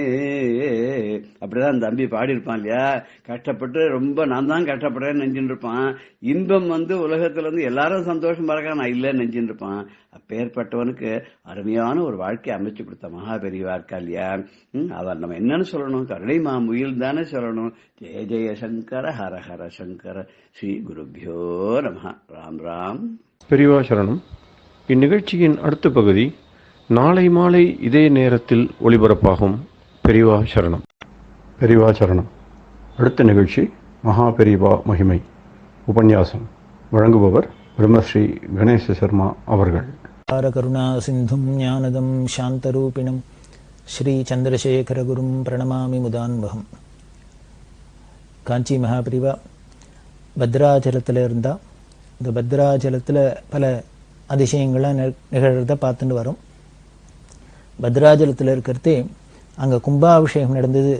பத்ராச்சல ராமதாஸ் கட்டின கோவிலில் திருப்பி ஜீர்ணோத்தாரணம் பண்ணி கும்பாபிஷேகம் பண்ணினா அந்த கும்பாபிஷேகத்துக்காக தான் பெரியவா திரும்பி புதுப்பிரிவா ஜெயேந்திர சரஸ்வாமிகளோடு வந்திருந்தா. அந்த கும்பாபிஷேகத்தில் வானமாமலை ஜீயர், ஸ்ரீவில்லிபுத்தூர் ஜீயர், நாராயணஜீயர் முதலான வைஷ்ணவ ஆச்சாரியர்கள்லாம் கலந்துக்க அதில் பெரியவா புதுப்பிரிவா எல்லாரும் கலந்துண்டா. இந்த ஜீயர்கள்லாம் அந்த விமானத்துக்கெல்லாம் கும்பாபிஷேகம், கோபுரத்துக்கெல்லாம் கும்பாபிஷேகம் பண்ண அங்கே சுதர்சனம் இருக்குது. சுதர்சனம் அப்படின்னா சக்கரத்தாழ்வார் அப்படின்பா வைஷ்ணவா கோவிலெல்லாம். பத்ராஜல ராமதாஸ் கோதாவரியில் ஸ்நானம் பண்ணுறதே அவருக்கு 6 அடி உசரத்துக்கு ஒரு சுதர்சன ஆழ்வார், சக்கரத்தாழ்வார் கிடைச்சார். அது இன்னமும் வச்சுன்னு இருக்கா. நீங்கள் சில ஃபோட்டோஸ்லாம் கூட பார்க்கலாம். பெரியவா பத்ராஜலத்தில் அந்த கோதாவரி கரைக்கு எடுத்துன்னு போய் இந்த ராமதாஸுக்கு கிடைச்ச அந்த சுதர்சன ஆழ்வார் எடுத்துன்னு போய் ஜீயர்கள்லாம் புடைசூழ பெரியவாளும் அபிஷேகம் பண்ணுவாள். எல்லாரும் அதுக்கு அபிஷேகம் பண்ணி அதுக்கு பெரிய ஆராதனையெல்லாம் பண்ணி எடுத்துன்னு வந்தா. இப்படி பெரியவாளும் அந்த சுதர்சன ஆழ்வாருக்கெல்லாம் அபிஷேகம் பண்ண, ஜீயர்கள்லாம் அந்தந்த விமானங்கள் கோபுரத்துக்கெல்லாம் கும்பாபிஷேகம் பண்ண ரொம்ப விமரிசையாக அந்த கும்பாபிஷேகம் நடந்தது. அந்த கும்பாபிஷேகத்தில் அந்த கோவில் திருப்பணியை முக்கிய ஸ்தபதியாக இருந்து இந்த கணபதி ஸ்தபதி தான் பண்ணினர். அவருக்கு தக்க விதமான பாராட்டெல்லாம் பாராட்டி பெரியவா இப்போ என்ன பண்ணா, இந்த கும்பாபிஷேக வைபத்தில் பெரியவாளுக்கு ஒரு பட்டு சால்வை இதெல்லாம் குத்தி எல்லாம் பண்ணியிருந்தா. அதை எல்லாத்தையும் அப்படியே எடுத்து அப்போ ராமதாஸ் கட்டினர், இப்போ கணபதி ஸ்தபதி கட்டிட்டா அந்த கோவிலை அப்படின்னு சொல்லி கணபதி ஸ்தபதிக்கு அந்த பீதாம்பரத்தை தானே அவருக்கு கொடுத்து கௌரவெல்லாம் பண்ணி எல்லாம் பண்ணினா. அப்படி இருக்கிற அந்த கணபதி ஸ்தபதியோட வாழ்க்கைக்கும் பெரியவாளுக்கும் ஒரு பெரிய அமானுஷ்யமான பந்தம். கணபதி ஸ்தபதி இன்னமும் அதை நினைச்சு உருகின்னு இருக்கார். இப்போ காஞ்சிபுரத்தில் வாசம் பண்ணின்னு இருக்கார். அதுவும் பெரியவா அனுகிரகத்தினால்தான். இவர் ஆந்திரா அரசாங்கத்தில் என்ன பண்ணினார், எக்ஸிக்யூட்டிவ் இன்ஜினியர் அப்படின்பா அந்த கிரேடில் அரசாங்க உத்தியோகத்தில் இருந்தார். ஆந்திரா அரசாங்கம் இவரை ஒரு வச்சிருந்து இவரை ஸ்தபதி தான் அப்படின்னா கூட இவருக்கு ஆங்கில படிப்பெல்லாம் ஒன்றும் கிடையாது. இவர் பரம்பரையா ஸ்தபதி பரம்பரைவா. செட்டிநாட்டில் இருக்கிற ஒரு ஊரை சேர்ந்தவா, தேவகோட்டைக்கு பக்கத்தில். அப்படி இருக்கிறவா இந்த ஸ்தபதியை இவரோட பெருமையை தெரிஞ்சுட்டு இந்த சில்பகலைக்கெல்லாம் ஒரு முக்கியத்துவம் கொடுத்து ஆந்திரா அரசாங்கத்தில் இவரை உத்தியோகத்தில் வச்சிருந்தா. அரசாங்க உத்தியோகத்தில் இருந்தா. அப்படி அரசாங்க உத்தியோகத்தில் இருக்கிறதே பல கோவிலை புனருத்தாரணம் பண்ணி அங்கே பல கைங்கரியங்கள்லாம் திருப்பணியெல்லாம் பண்ணுறதுக்கு இவர் ஒரு பெரிய முக்கியமான காரணமாக இருந்திருக்கார். அதுவும் குறிப்பாக பார்த்தீங்கன்னா ஆந்திரா அரசாங்கத்தில் இருந்த அநேகமாக எல்லா முதலமைச்சர்களுமே இவர்கிட்ட ரொம்ப பிரியமாக இருந்திருக்கா. பிரம்மானந்த ரெட்டி, சென்னா ரெட்டி, NT ராமராவ் முதலான பல சிஎம் எல்லாமும் இவருக்கு ரொம்ப பிரியமாக இருந்து இவர் ஆதரிச்சிருக்கா. அதில் ஸ்தபதி சொல்ல, அதுவும் குறிப்பாக சொல்லணும் அப்படின்னா இந்த NT ராமராவ் இவர்கிட்ட காமிச்ச அன்புக்கு ஈடு என்ன சொல்ல முடியாது. அப்படி ஒரு பிரியத்தை பொழிஞ்சிருக்கார், அப்படி ஒரு பெருமைப்படுத்திருக்கார் அப்படின்னு சொல்லுவா. எப்படி எல்லாம் பண்ணினா அப்படின்னா அதுக்கு காரணம் எல்லாமே பெரியவாளோட அனுகிரகம். அதான் சொன்னேன் முதல்ல அவர் சொன்னாப்புல, எப்போ பத்ராஜலத்தில் பெரியவா கையை தூக்கி ஆசீர்வாதம் பண்ணி தன்னோட வில்வமாலை பிரசாதத்தை கொடுத்தாலோ அன்னையிலேந்து ஏறுமுகம்தான். அப்படி ஒரு செழிப்பு அப்படின்னு சொல்லுவார். இந்த ஸ்தபதியோட இவருக்கு 4-5 பொண்கள், 2 பசங்க. இவர் 40 வயசுக்கு மேலே தான் பிள்ளைகள் பிறந்தது. அந்த பிள்ளைக்கு பெரிய பையனுக்கு பேர் சங்கரஸ் அப்படின்னு பேர் வச்சு, இன்னொரு பிள்ளைக்கு பேர் ஜெயேந்திரன் அப்படின்னு பேர் வச்சு. அதாவது பெரியவாழ்கிட்ட மடத்தோட உள்ள ஈடுபாடுனால அவளோட திருநாமத்தை இவருக்கும் வச்ச. இந்த சங்கரஸ்தபதி ஸ்கூலில் படிச்சுன்னுக்கிட்டே பெரியவா ஒரு நாள் கேட்டா, உன் புள்ள இந்த பசங்களை அழிச்சுன்னு தரிசனத்துக்கு போயிருந்தார். பெரியவா கேட்டா, இவன் என்ன படிச்சுனுக்கான்னா ஸ்கூலில் இங்கிலீஷ் படிச்சுனுக்கான்னா உடனே ஸ்கூலில் நிறுத்து அப்படின்னா. இங்கிலீஷ் படிப்பு வேணா ஸ்கூலில் நிறுத்து, உன்னோட உங்கள் ஸ்தபதிகளுக்கு உண்டான குலத்தொழிலான அந்த ஆகம சில்ப சாஸ்திரங்களில் என்ன இருக்கோ அதை எல்லாத்தையும் அவனுக்கு சொல்லிக் கொடு அப்படின்னு சொல்லி அந்த குழந்தைகிட்ட நீ சமஸ்கிருதம் படி, சமஸ்கிருதம் கற்றுக்கோ. ஏன்னா அந்த ஆகமத்துக்கு நமக்கு நமது மதத்தில் பார்த்தீங்கன்னா ஆகமாக இருக்கட்டும், வேதமாக இருக்கட்டும், புராணமாக இருக்கட்டும், இதிகாசமாக இருக்கட்டும், எந்த ஒரு விஷயமான எந்த கலைகளாக இருந்தாலும் சரி, சயின்ஸாக இருந்தாலும் சரி, எல்லாம் சம்ஸ்கிருதத்திலே இருக்கிறதுனால அந்த சம்ஸ்கிருதத்தை முதல்ல நின்னா கற்றுக்கோன்னு சொல்லி இந்த சங்கரனை ஸ்கூலை விட்டு நிறுத்த சொல்லி 2 வருஷங்களையுமே, அப்புறம் பின்னாலேயும் 2 வருஷங்களையும் ஸ்கூல் படிப்பு இல்லாத இந்த சில்ப கலையிலேயே அவளை தைன் பண்ணி இன்னைக்கு அவள்லாம் பார்த்தீங்கன்னா பெரிய ஸ்தபதிகளாக சங்கரஸ்தபதி, ஜெயேந்திரஸ்தபதி அப்படின்னு அவள் உலகம் முழுக்கலும் வியாபிச்சு பிரபலமாக இருக்கா. அதனால ரொம்ப சௌக்கியமாக இருக்கா, க்ஷேமமாக இருக்கா. நினச்சி அந்த குடும்பம் பெரியவாளுக்கு கடமைப்பட்டிருக்கு, உருகிறது. அப்படி பெரியவாள்கிட்ட ரொம்ப பிரியமாக இருக்கிறது. பெரியவாளும் இந்த குழந்தையெல்லாம் வந்திருக்குதே இதுகளை ஒழுங்காக படிச்சுன்னு இருக்கா, இதெல்லாம் புரிஞ்சுக்கிறதா அப்படிங்கிறதுக்காக பெரியவா அப்பப்போ டெஸ்ட் பண்ணி பார்ப்பா. ஏதோ இதை பண்ணு, அதை பண்ணி, இதை எழுது, அதை எழுது அப்படின்லாம் சொல்கிறதே அவர் ஏதோ எழுதி வச்சிருந்தார். இந்த சங்கரன் எழுதி காமிக்கிறார் பெரியவாள்கிட்ட ஸ்லோகங்கள்லாம். அது நாகர கிரந்தாட்சரத்தில் இருக்குது. உடனே பெரியவா கணபதி ஸ்தபிட்ட கேட்குறா, இவன் நாகரத்தில் கிரந்தாட்சரத்தில் எழுதியிருக்கான், உனக்கு கிரந்தாட்சரம் தெரியாதோ அப்படின்னா. கணபதி சொன்னா, ஆமாம் எனக்கு நாகராட்சரம் தெரியாது, கிரந்தாட்சரத்தில் தான் படிப்பேன், நாகரம் தெரியாது அப்படின்னு. பெரியவா உடனே அவர்கிட்ட சொல்றா, உன் பிள்ளைக்கு நாகரம் தெரியறது, உனக்கு கிரந்தம் தெரியறது அப்படின்னு சொல்லிட்டு அதுக்கப்புறம் இதெல்லாம் பற்றி சில்பசாஸ்திரங்கள்லாம் பற்றி அந்த குழந்தைகள்கிட்ட பேசின்னு இருக்கு. இதை அப்படியே என்கரேஜ் பண்ணி இந்த குழந்தை, இந்த சங்கரன் 16 வயசுலேயே தனியாக ஒரு ஆலயம் கட்டுற அளவுக்கு, கோவில் கட்டுற அளவுக்கு கைதேர்ந்துட்டார். கணபதி ஸ்தபதி சொல்லுவார், இந்த பெரியவா கிருப்பை, பெரியவா ஸ்கூலை நிறுத்து, இந்த தொழிலில் விடு, உன் குலத்தொழிலில் விடுன்னு சொன்ன முகூர்த்தம் அவ வாக்கு விசேஷம். 2 குழந்தைகளுமே உலகம் அதிசிக்கிறாப்புல ஒரு அந்த ஞானத்தோடு இருக்கா, அந்த துறையில் ஒரு கைதேர்ந்து இருக்கா இல்லையா. 16 வயசில் ஒரு கோவில் கட்டுற அளவுக்கெல்லாம் வருமா? இந்த சின்ன வயசில் பார்த்தீங்கன்னா பல கோவில்லாம் கட்டியிருக்கா, அமெரிக்காவில் கட்டியிருக்கா, அங்கே கட்டியிருக்கா, அங்கே கட்டியிருக்கா, எல்லாம் கட்டியிருக்கா. அதை விட அதிசயமாக நீங்கள் பார்த்தீங்கன்னா பெங்களூரில் விதான சௌதா அப்படிங்கிறது ரொம்ப பெரிய பிரசித்தமானது. அங்கே கர்நாடக சட்டசபை இருக்கிற இடம். அது அந்த காலத்தில் எப்படி கட்டினா அப்படின்லாம் விதான சௌதா வந்ததெல்லாம் நமக்கு தெரியும். ஆனால் அந்த கர்நாடக அரசாங்கம் அதுக்கு பக்கத்துலேயே இன்னொன்று என்ன பண்ணியிருக்கான்னா விகாஷ் சௌதா அப்படின்னு ஒன்று கட்டியிருக்கா. இந்த விகாஷ் சௌதாவை யார் கட்டினான்னா இந்த கணபதி ஸ்தபதியோட பிள்ளையான சங்கரஸ்தபதி தான் கட்டியிருக்கார். ஒரு 1000க்கும் மேற்பட்ட சிற்பிகளை வச்சிருந்து பழைய விதான சௌதாவுக்கு இணையா எல்லாரும் அதிசயிக்கிறாப்பெல்லாம் கட்டியிருக்கார். அப்படிலாம் இந்த சில்பக்கலையில் இந்த சங்கரஸ்தபதி, ஜெயேந்திரஸ்தபதி எல்லாம் முன்னேறி இருக்காருன்னா அதுக்கெல்லாம் பெரியவாளோட அனுகிரகம் அப்படின்னு கணபதி ஸ்தபதி சொல்வார். ಕಚ್ಚಿ ಮಹಾಸ್ವಾಮಿಗಳ ಮಹಿಮೆ, ಮಹಾ ಪೆರಿಯವ ಮಹಿಮೆ ಪ್ರತಿದಿನ ಬೆಳಗ್ಗೆ 6 ಗಂಟೆಗೆ.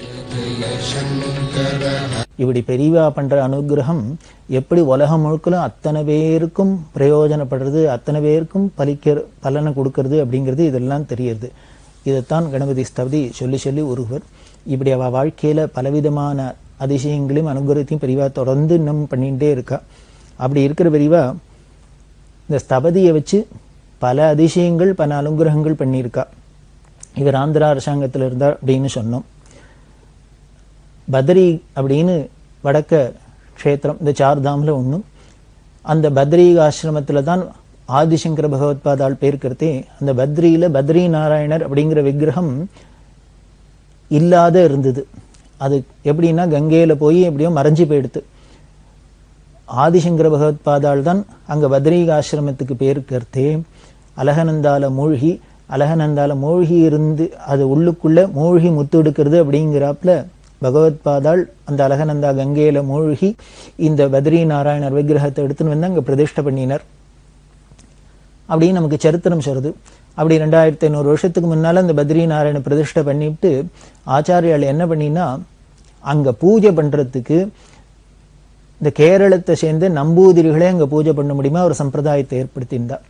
பல இடங்கள்ல பகவத்பாதாள் பார்த்தேன்னா அவளோட அந்த இடத்துக்கு வந்து அங்க பண்ணின அந்த திருப்பணி ஞாபகார்த்தமா நம்பூதிரிகளை வைக்கிறது அப்படின்னு ஒரு சம்பிரதாயம். இங்க திருவத்தியூர்ல வந்து சென்னைக்கு பக்கத்துல திருவத்தியூர்ல அந்த திரிபுர சுந்தரிக்கு யந்திரஸ்தாபனம் பண்ணினப்புறம் நம்பூதிரிகள் பூஜை பண்றது அப்படின்னு ஒரு வழக்கம் இருக்கு. இன்னைக்கும் அப்படித்தான் நம்பூதிரிகள் பூஜை பண்ணிட்டு இருக்கா. இது மாதிரி பல இடங்கள்ல இருக்கிறதுல முக்கியமா பார்த்தீங்கன்னா இந்த வடதேசத்துல பத்ரிகாசிரமத்துல இந்த பத்ரி நாராயணரை ஆச்சாரியால் திருப்பி எடுத்து பிரதிஷ்டை பண்ணினதுனால அன்னியிலேருந்து அந்த ஆச்சாரியர்கள் வம்சத்தை சேர்ந்த கேரளாலேருந்து நம்பூதிரிகளே போய் பூஜை பண்ணிட்டு இருக்கிறதா சம்பிரதாயம் இருக்கு.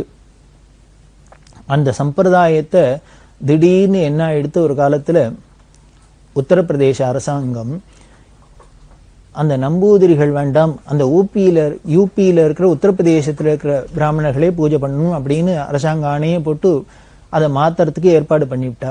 இது பெரியவா காதுக்கு வந்தது. உடனே பெரியவா தந்தி கொடுத்து கணபதி ஸ்தபதியை வர சொன்னா. கணபதி ஸ்தபதி காஞ்சிபுரம் வந்தோடனே பெரியவா சொன்னா, நீ உடனே கிளம்பி உத்தரப்பிரதேசம் லக்னோவுக்கு போ. அங்க உத்தரப்பிரதேசத்துக்கு அப்போ கவர்னராக இருந்தவர் சென்னா ரெட்டி அப்படிங்கிறவர். சென்னா ரெட்டிலாம் முன்னமே சொல்லியிருக்கோம், ஆந்திராவில் இருக்கிறதே ஸ்தபதியோட ரொம்ப பழக்கம் அப்படின்னு. உனக்கு சென்னா ரெட்டியை ரொம்ப பழக்கம் உண்டு. அந்த சென்னா ரெட்டிக்கு பெரியவாழ்கிட்டையும் ரொம்ப பரம பக்தி உண்டு, ரொம்ப பழக்கம் உண்டு. அதனால நீ சென்னா ரெட்டிகிட்ட போய் நான் சொன்னேன்னு சொல்லு, ஆதிசங்கர பகவத்பாதாள் இந்த பாரத தேசம் முழுக்கலும் யாத்திரை பண்ணி பல கைங்கரியம் பண்ணி பல அதிசயங்கள்லாம் பண்ணியிருக்கா. அதுக்கெல்லாம் நமக்கு எல்லாத்துக்கும் இன்னும் போதுமான சாட்சி இருக்கான்னா அதுக்குண்டான ஆதாரங்கள்லாம் பலதுக்கு மறைஞ்சு போயிடுத்து. ஆனால் இன்னி வரைக்கும் 2500 வருஷமா இந்த ஆதாரம் முக்கியமா பகவத்பாதாள் தான் போய் அலகநந்தாலேந்து பத்ரிநாராயணத்து பிரதிஷ்டை பண்ணினா அப்படிங்கிறதுக்கு சாட்சியா அங்க ஆச்சாரியால் ஏற்பாடு பண்ணி வச்சு இந்த நம்பூதிரிகள் பூஜை பண்றதுங்கிற பழக்கம் இருக்கு. இப்போ உத்தரப்பிரதேச அரசாங்கம் அதை மாத்திட்டு இப்படி காலங்காலமா இருக்கிற அந்த சம்பிரதாயத்தை மாத்திட்டு அங்க உத்தரப்பிரதேசத்துல இருக்கிற பிராமணாலே பூஜை பண்ணணும்னு மாத்த போறான்னு கேள்விப்படுறோம். அதனால சென்னாரெட்டிட்டு சொல்லி இந்த பழக்கத்தை மாத்தப்படாதுன்னு நீ போய் நான் சொன்னேன்னு சொல்லும். ஏன்னா பகவத்பாதாளுக்கும் அந்த பத்ரிகாசிரமத்துக்கும் உள்ள தொடர்புக்கு இதுதான் இன்னி வரைக்கும் சாட்சியா இருக்கு இந்த நம்பூதிரிகள் கேரளாலேருந்து போய் பண்றது. அதனால அதை மாத்த வேண்டாம் அப்படின்னு சொல்லு. நீ சொல்லிவிட்டு அவ என்ன சொல்றாங்கிறத எனக்கு பதில் வந்து சொல்லணும் அப்படின்னு சொல்லி இவரை தூதுவரா அனுப்பிச்சா. இவர் சரின்னு கிளம்பி போறார். உத்தரப்பிரதேசத்துக்கு போனா இவருக்கோ ஹிந்தி தெரியாது, கூடவும் ஒத்துரும் வரல. எப்படி போய் அங்க பார்த்து பேசுறது அப்படின்னு முழிச்சுட்டு இருக்கிறதே இவர் போய் ஸ்டேஷன்ல இறங்கினாரோ இல்லையோ, ராஜ்பவன்ல இருக்கிற அந்த கவர்னர் மாளிகையில இருக்கிற அந்த சேவர்கள்லாம் போயின்னு இருக்கா. அவளை பார்த்த உடனே இவருக்கு ஒரு அறிவிப்பு வந்தது ஸ்டேஷன்ல. என்னன்னா, கணபதி ஸ்தபதினு யாரோ வந்திருக்காளாம், அவ இங்க வந்து கண்ட்ரோல் ரூமுக்கு வருது அப்படின்னு. உடனே இவர் அந்த அதிகாரி ரூமுக்கு போனா, அங்க போனா அவ விஷயத்தெல்லாம் சொன்னா. கவர்னர் இது மாதிரி காரை அனுப்பிச்சிருக்காரு, எல்லாம் அனுப்பிச்சிருக்காரு, நீங்க ராஜ்பவனுக்கு போங்கன்னு. ராஜ்பவனுக்கு போனா அங்க ராஜோபச்சாரம் நடந்தது. சென்னா ரெட்டி இவரை வந்து இவர் ரூம்ல பார்த்தார். என்ன விஷயம்னு, இது மாதிரி பெரியவா இந்த ஆச்சாரியாளுக்கு ஞாபகார்த்தமா அவளுக்கு சம்பந்தம் உள்ளதா இந்த பத்ரிக ஆசிரமத்துல நம்பூதிரிகள் பூஜை நடந்துருக்கு, இதை மாத்த வேண்டாம்னு சொன்னா மாத்தக்கூடாதுன்னு பெரியவா அபிப்பிராயப்படுறா, உங்கள்கிட்ட சொல்ல சொன்னா அதுக்கு ஆவணம் பண்றதுக்கு ஏற்பாடு பண்ண சொன்னார். உடனே அவர் என்ன பண்ணினார், அவ்வளவுதானே, சாயந்தரம் நான் இங்க ராஜ்பவனுக்கு முதலமைச்சரை கூப்பிடுறேன், கூப்பிட்டு நம்ம இந்த விஷயத்தை பேசிடலாம் அப்படின்னா. உடனே சாயந்தரம் கவர்னருடைய ஏற்பாடு படி முதலமைச்சர் திவாரி ராஜ்பவனுக்கு வந்து, ராஜ்பவனுக்கு வந்தோடனே திவாரிட்ட சென்னாரெட்டி சொன்னார், இவர் கணபதி ஸ்தபதினு பேரு, பெரிய ஸ்தபதி, ஹைதராபாத்ல இருக்க, காஞ்சி பெரியவா அனுப்பிச்சிருக்கா, இது மாதிரி விஷயத்தை சொல்லியிருக்கா, பகவத்பாதாள் பண்ணின ஏற்பாட்டை மாற்றக்கூடாதுன்னு சொல்றா, அபிப்பிராயப்படுறா, உங்கள்கிட்ட சொல்ல சொன்னோம். உடனே திவாரி என்ன சொன்னார், பெரியவா அப்படி அபிப்பிராயப்பட்ட அவசியம் அப்படியே இருக்கட்டும், அந்த சம்பிரதாயத்தை மாற்ற வேண்டாம். ஆனா இப்போ இந்த ஜனங்கள்லாம் இப்படி அப்படின்னு ஒரு ஏற்பாடு பண்ணி இப்படி இந்த உத்தரப்பிரதேசத்துல இருக்கிற பிராமணர்கள் அங்க போய் சம்பந்தப்படுத்திக்கிறது அப்படின்னு ஒரு பேச்சு அடிபட்டு இது வர ஆரம்பிச்சுடுத்து. அதனால இதுக்கும் அதுக்கும் ரெண்டுத்துக்கும் ஒரு பிரச்சனை வராத இருக்கிறதுக்கு ஒண்ணு வேணா பண்ணலாம். அங்க பூஜை பண்றதெல்லாம் இந்த கேரளாலேருந்து வர நம்பூதிரிகளாவே இருக்கட்டும். ஆனா இந்த கோவில்ல மற்ற காரியங்களை பார்த்துக்கிறதுலாம் இந்த உத்தரப்பிரதேசத்தை சேர்ந்த பிராமணர்கள்லாம் பண்ணிக்கிட்டும் அப்படின்னு ரெண்டு பேரும் கலந்து அப்படி இருக்கட்டும். ஆனா மெயினா பூஜை பண்றது எல்லாம் இந்த நம்பூதிரிகளே இருக்கட்டும், அந்த பழைய சம்பிரதாயமே இருக்கட்டும் அப்படின்னு சொல்ல இது நாங்க தீர்மானம் பண்றோம், இது பெரியவாள்கிட்ட சொல்லுங்க அப்படின்னு சொல்லி அனுப்பிச்சு அதுக்கப்புறம் அரசாங்கத்துல அப்படி உத்தரவெல்லாம் மட்டும் எல்லாம் பண்ணினா இதை வந்து பெரியவாள்கிட்ட சொன்னா பெரியவா சந்தோஷப்பட்டா. இன்றளவும் அந்த ட்ரெடிஷனலா இருக்கிற நாட்டுல பல சம்பிரதாயங்கள்லாம் இருந்துருக்குன்னா காரணம் அதுக்கு பெரியவா தான். இப்படி பெரியவா பண்ணின காரியங்கள்லாம் வெளியிலே தெரியாது, எல்லாம் சைலண்டா நடக்கும். நாமளா இருந்தா ஒரு காரியம் பண்றதுக்கு முன்னால அதை பெரிய பத்திரிகையில போட்டு அத்தை சென்னி திருமணி விளம்பரப்படுத்தி நான் தான் பண்ணேன் அப்படிலாம் சொல்லிப்போம். ஆனா பாருங்க, இதை மாதிரி பல அதிசயமான காரியங்கள்லாம் பண்ணியிருக்கா, அதுவும் ரொம்ப முக்கியமான காரியங்கள்லாம் பண்ணியிருக்கா. இப்படி யாரானு வழியில எடுத்து சொன்னாதான் நமக்கு தெரிகிறாப்புல உலகத்துக்கு இருக்க வழிய இப்படி எல்லாம் இந்த இருக்கலாம் காரணம் பெரியவாதான்ங்கிறது தெரியாதே இருந்திருக்கு. அவ்வளவு எளிமையா அடக்கமா பெரியவா பண்ணியிருக்கா. இன்னைக்கும் பத்ரிக ஆசிரமத்துல ஆச்சாரால் ஏற்பாடு பண்ணின இந்த நம்பூதிரிகள் தான் பூஜை பண்ணிட்டு வரான்னா அதுக்கு காரணம் பெரியவா. அதுக்கு ஒரு கருவியா இருந்தவர் கணபதி ஸ்தபதி. இப்படி எல்லாம் இருக்கிற பெரியவா திடீர்னு ஒரு நாளைக்கு ஹைதராபாத்துக்கு தந்தி வந்தது. பெரியவா காஞ்சிபுரத்துல சர்வதீர்த்தம் அப்படிங்கிற கரையில இருக்கா. உடனே வர சொன்னான்னு தந்தி வந்தது. இது மாதிரி அடிக்கடிக்கு பெரியவா கூப்பிடுவா. உடனே இவர் கிளம்பி வந்துட்டார். வந்தா காலங்கார்த்தால இவர் வந்துட்டார். பெரியவா தந்தி கொடுத்துருக்கா வர சொன்னா அப்படின்னா ஒன்னும் அதிகமா கூட்டம் இல்லை. வடிகார்த்தால இவர் போயிட்டார். கூட இருக்கு வச்சனா பெரியவா அனுஷ்டானத்துல இருக்கா, ஜபத்துல இருக்கா, இப்ப எங்களால டிஸ்டர்ப் பண்ண முடியாது, அவளாவே அது கலைஞ்சு வெளியில வந்தாதான் உண்டு அப்படின்னு அவரும் சொல்லிட்டு அந்தண்ட போயிட்டார். சரி அப்படின்ட்டு இவா ஸ்தபதி வெயிட் பண்ணிட்டு இருக்க. வெயிட் பண்ணுவா. சித்த நேரத்துல ஒரு என்ன பண்ணார், பெரியவா எப்படி இருக்கா, என்ன ஜபத்துல இருக்காளா, அனுஷ்டானத்துல இருக்காளான்னு எட்டி பார்க்கலான்னு இந்த உள்ள எட்டி பார்த்தா ஒரு அற்புதமான காட்சி, அதிசய தரிசனம். என்ன அப்படின்னா பெரியவா ஒத்த காலில் நின்று ஒரு காலை தூக்கி நாபியில வச்சுண்டு ரெண்டு கையும் தூக்கி தலைமையில வச்சுண்டு கிழக்கு திக்க பார்த்து அனுஷ்டானம் ஜபம் பண்ணிட்டு இருக்கிறாப்புல நிஷ்டையில இருக்கிறது.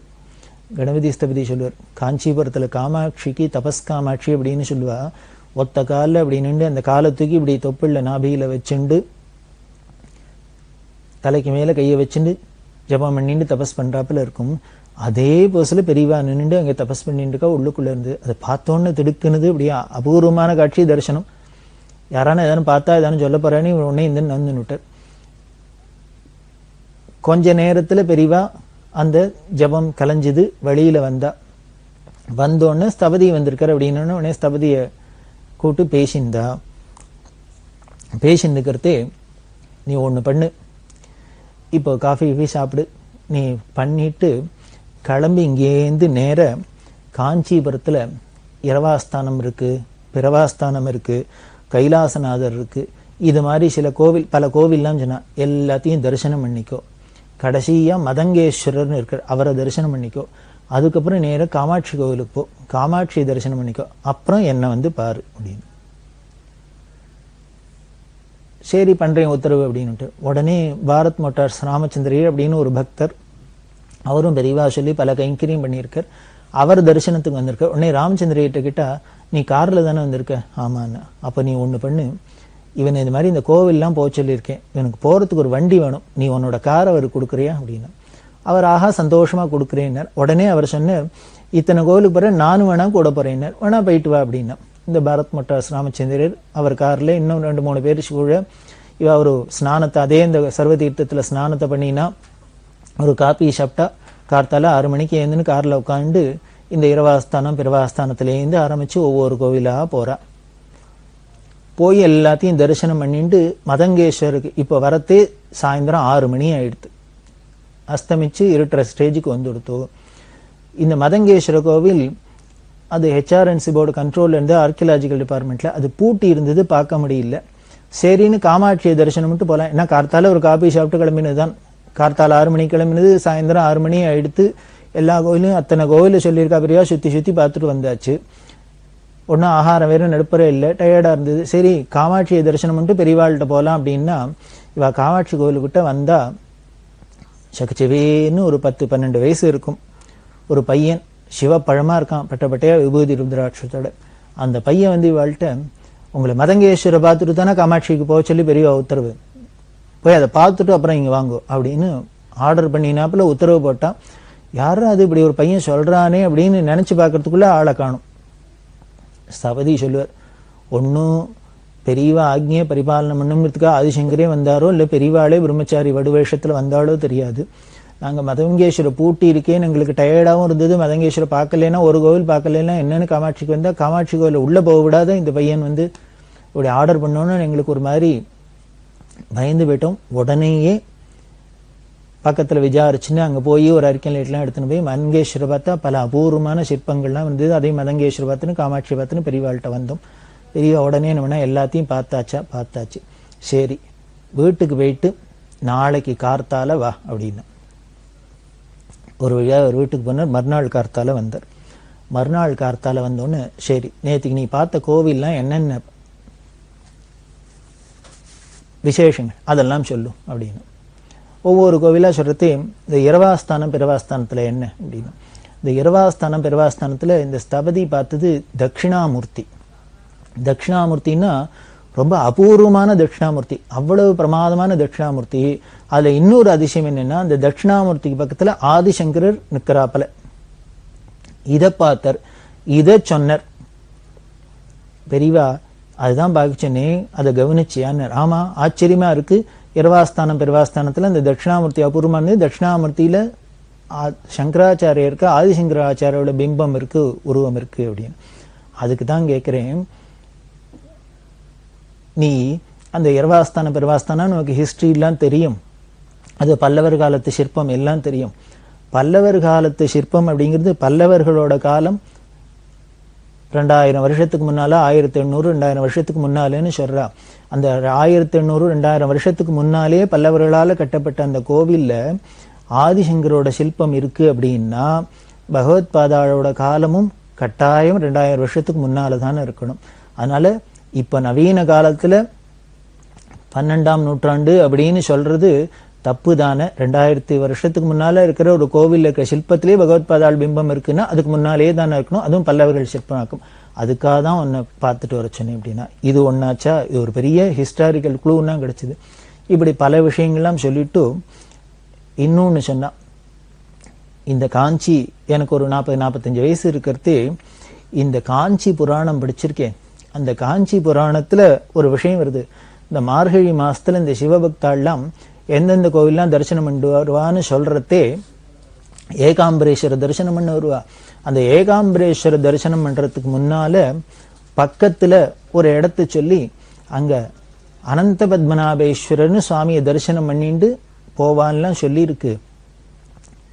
இந்த காஞ்சி புராணத்துல பார்த்தா ஏகாம்பரேஸ்வர கோவிலுக்கு போறதே பக்கத்துல அனந்த பத்மநாபேஸ்வர தரிசனம் பண்ணுவான்னு சொல்லி இருக்கு. ஆனா இன்னைக்கு பார்த்தா அந்த அனந்த பத்மநாபேஸ்வர கோவில் எங்க, அந்த சுவாமி எங்க இருக்காருன்னு தெரியல. இப்போ அதை கண்டுபிடிக்கணும். அப்படி கண்டுபிடிச்சு அந்த அனந்த பத்மநாபேஸ்வர வெளியில கொண்டு வந்து அவருக்கு பூஜை நடக்கணும். இதுக்காக தான் உன்னை கூப்பிட்டேன்.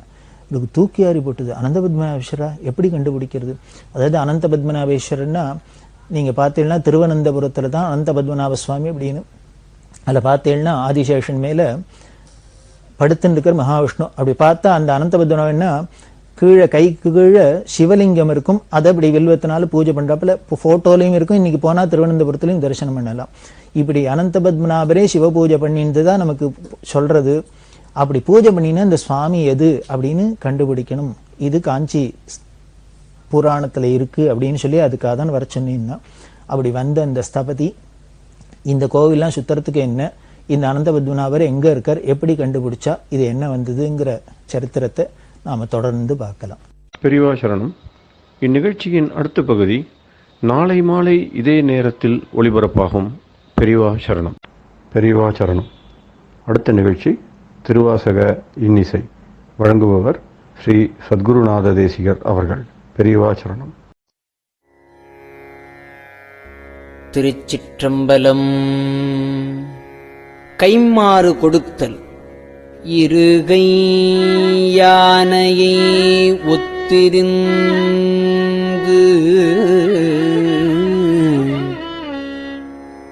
என் உளக்கருவை யான் கண்டிலேன்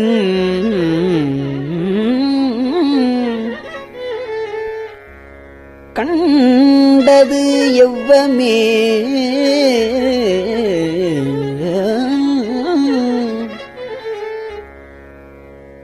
வருக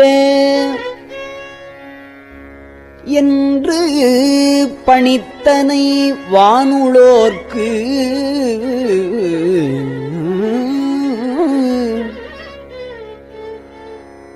ஒருவனே கிற்றிலேன் கிற்பன் உண்ணவே உண்டோரு உண்பொருள் என்று உணர்வார்க்கலாம்.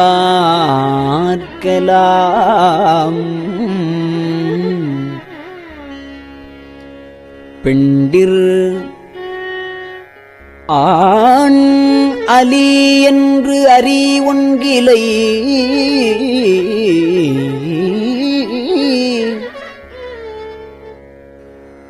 தொண்டனேற்கு உள்ளவா வந்து தோன்றினாய்.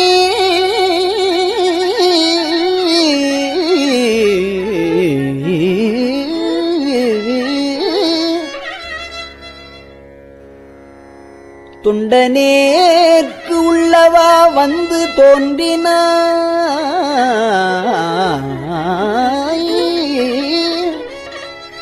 கண்டும் கண்டிலேன் என்ன கண்மாயமே.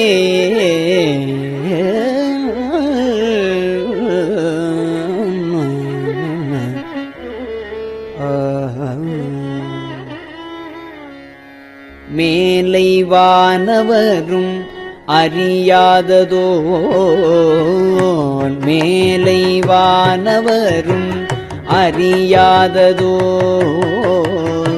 கோலமே என்னை ஆட்கொண்ட கூத்தனே. ஞாலமே விசும்பே இவை வந்து போம் காலமே உனை என்று கொல் காண்பதே காணலாம் பரமேகட்கு. காணலாம் பரமேகட்கு.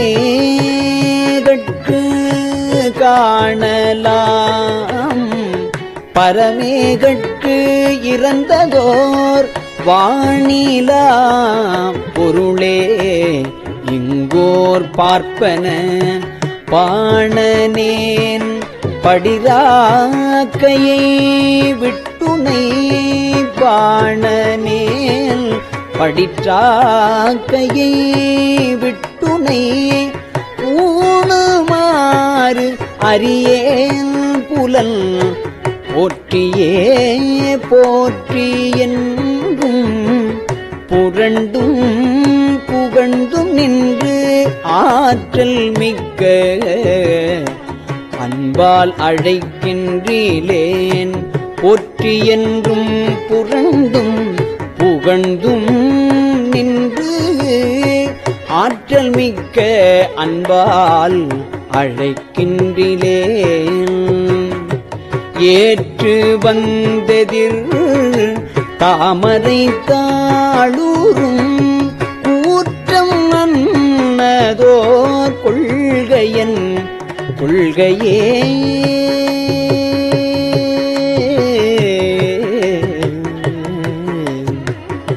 கொள்ளும் கில்லனை அன்பரிற்கூய்ப்பணி கள்ளும் வண்டும் அராமலர் குன்றையான் நள்ளும் கீழுளும் மேலுளும் யாவுளும்.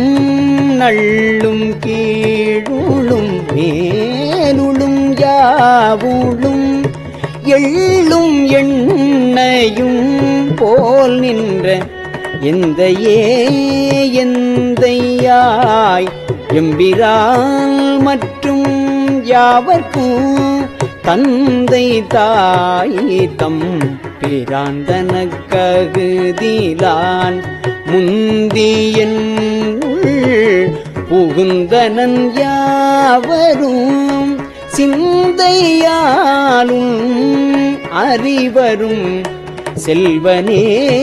சிந்தையாலும் அறிவரும் செல்வனே.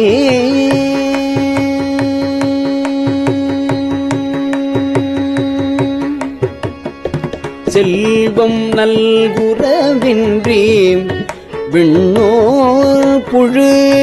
செல்வம் நல்குறவின்றி விண்ணோர் புழு புல்வரம்பின்றி யார்க்கும் அரும்பொருள் எல்லையில் கழல் கண்டும் பிரிந்தனன் கல்வகை மனத்தேன் பட்ட கட்டமே.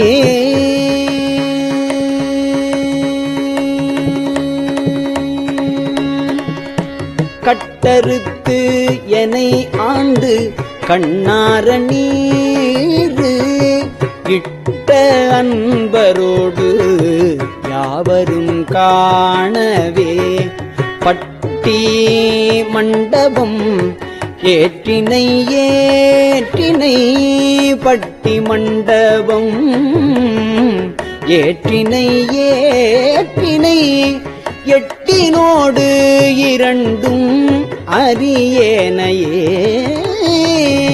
அறிவனே அமுதே அடிநாயினே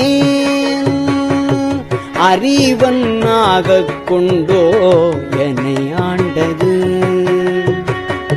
அறிவிலாமை என்றே கண்டது ஆண்ட நாள்.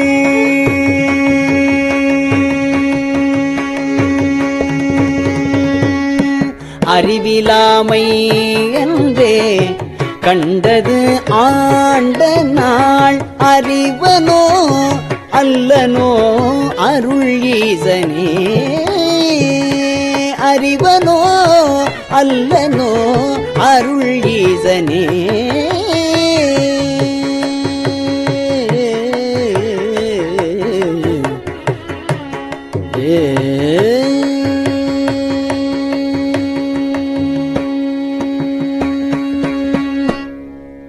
திருச்சிற்றம்பலம்.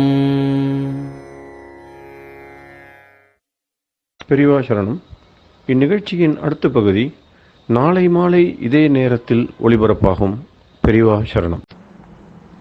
பெரியவா சரணம். பெரியவா வானொலியின் இன்றைய நிகழ்ச்சிகளின் நிறைவாக திருப்பொன்னூசல் வழங்குபவர் சத்குருநாத தேசிகர் அவர்கள். பெரியவா சரணம். திருச்சிற்றம்பலம். திருப்பொன்னூசல். முன்னீரும் ஆதியும் இல்லான் முனிவர் குழாம்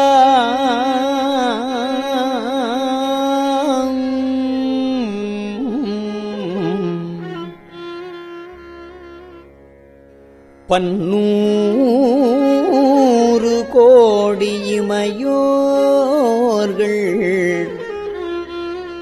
தாம் நிற்ப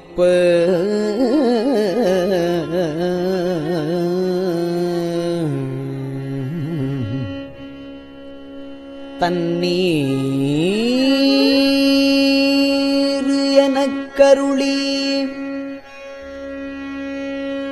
தன் கருணை வெள்ளத்து மன்னூர மன்னு மணி உத்தர கோசமங்கை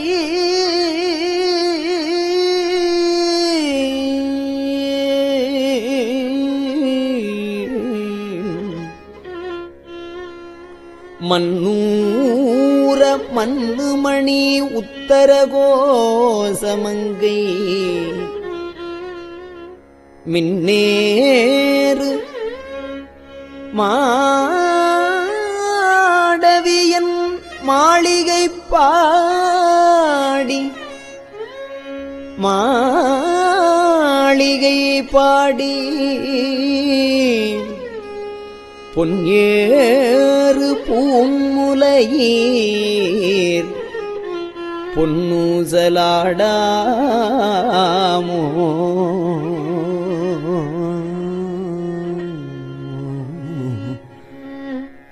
நான்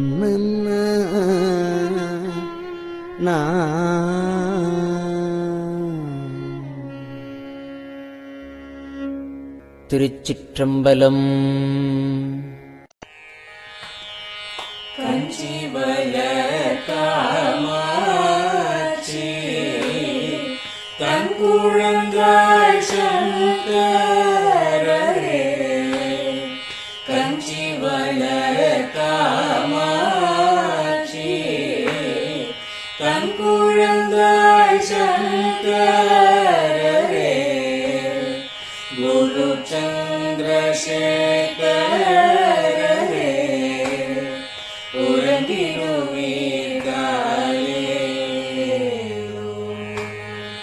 உறங்கிடுவீர்களேலோ.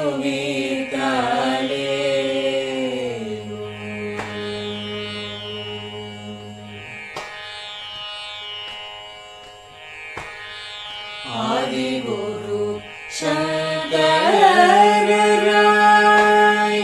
அன்றொரு நாள் வந்தவரே 68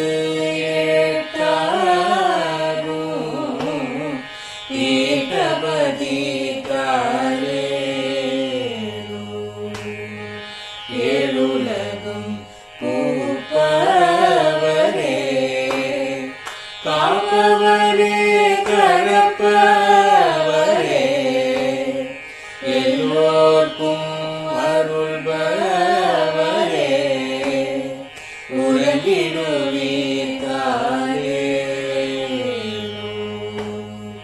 அயனுடனே மாலவனோ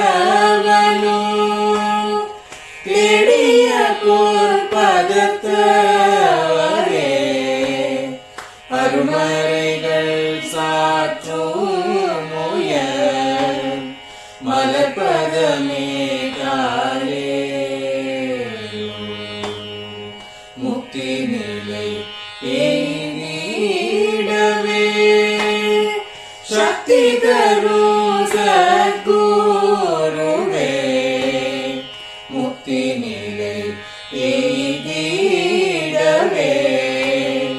சக்தி தரும் சத்குருவே நித்தமெங்கள் நாவீசையில் நித்திரை கொள்தாளேலோ. நித்தமெங்கள் நாவீசையில் நித்திரை கொள்தாளேலோ.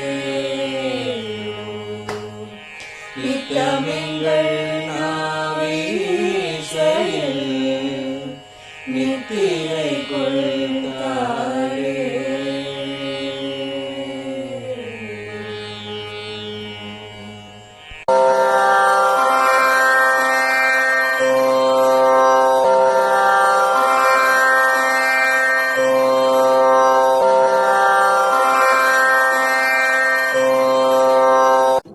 பெரியவா சரணம். பெரியவா வானொலியின் மாலை நிகழ்ச்சிகள் இத்துடன் நிறைவடைகின்றன. எமது அடுத்த ஒளிபரப்பு நாளை காலை இந்திய நேரப்படி 6 மணிக்கு துவங்கும். பெரியவா சரணம்.